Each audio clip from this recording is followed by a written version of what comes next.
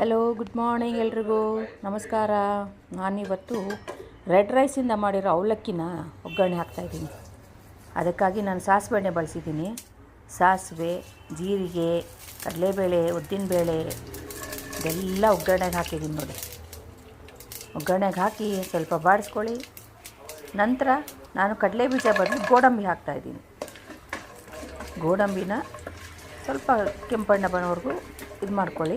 ನಂತರ ಇದಕ್ಕೆ ನಾವು ಈರುಳ್ಳಿ, ಹೆಚ್ಚಿಟ್ಟಿರೋ ಹಸಿಮೆಣಸಿನ್ಕಾಯಿ ಎಲ್ಲ ಹಾಕ್ಕೊಂಡು ಬಾಡಿಸಿ, ನಂತರ ಕರ್ಬೇವಿನ ಸೊಪ್ಪು ಹಾಕಿದ್ದೀನಿ. ಕರಿಬೇವು ನಂತರ ಟೊಮೆಟೊ ಹಾಕ್ತಾಯಿದ್ದೀನಿ. ಟೊಮೆಟೊ ಟೇಸ್ಟಿಗೆ ಬೇಕು ಹಾಕಿ ಬಾಡಿಸಿ, ಚೆನ್ನಾಗಿ ಬಾಡಿಸಿ ಒಂದು ನಿಮಿಷ 2 ನಿಮಿಷ ಬಾಡಿಸಿ. ನಂತರ ಇದಕ್ಕೆ ನಾನು ಅರಿಶಿನ ಪುಡಿನೂ ಉಪ್ಪು ಹಾಕ್ತೀನಿ ನೋಡಿ. ಈಗ ಅರಿಶಿನ ಪುಡಿ, ನಂತರ ರುಚಿಗೆ ತಕ್ಕಷ್ಟು ಉಪ್ಪು, ಸಾಲ್ಟು ಟೇಸ್ಟ್.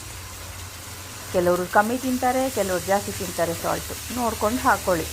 ನಮ್ಮ ಮನೇಲಿ ಸಾಲ್ಟ್ ಕಡಿಮೆ ನೋಡಿ. ಇದಕ್ಕೆ ಬೇಯಿಸಿಟ್ಟಿರೋ ತರಕಾರಿ ಹಾಕ್ತಾಯಿದ್ದೀನಿ, ಬಟಾಣಿ ಮತ್ತು ಕ್ಯಾರೆಟ್. ಟೇಸ್ಟಿಗೆ ನಿಂಬೆಹಣ್ಣು ರಸನೂ ಹಾಕ್ತಾಯಿದ್ದೀನಿ ನೋಡಿ. ಇದಕ್ಕೆ ತುಂಬ ಚೆನ್ನಾಗಿ ಬರುತ್ತೆ ನಿಂಬೆಹಣ್ಣು ರಸ ಹಾಕಿದ್ರೆ ನೋಡಿ. ರೆಡ್ ರೈಸ್ ಇದು, ನೆನೆಸಿಟ್ಕೊಂಡಿರೋ ರೆಡ್ ರೈಸ್ ಅವಲಕ್ಕಿ. ಎಲ್ಲ ಕಡೆ ಸಿಗುತ್ತೆ ಇದು, ತುಂಬ ಟೇಸ್ಟಾಗಿ ಬರುತ್ತೆ ಅವಲಕ್ಕಿ.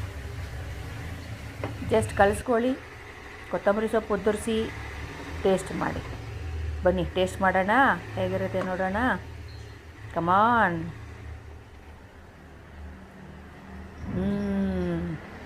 ತುಂಬ ಚೆನ್ನಾಗಿ ಬಂದಿದೆ ಆ್ಯಕ್ಚುಲಿ, ಟೇಸ್ಟ್ ಸಖತ್ತಾಗಿದೆ.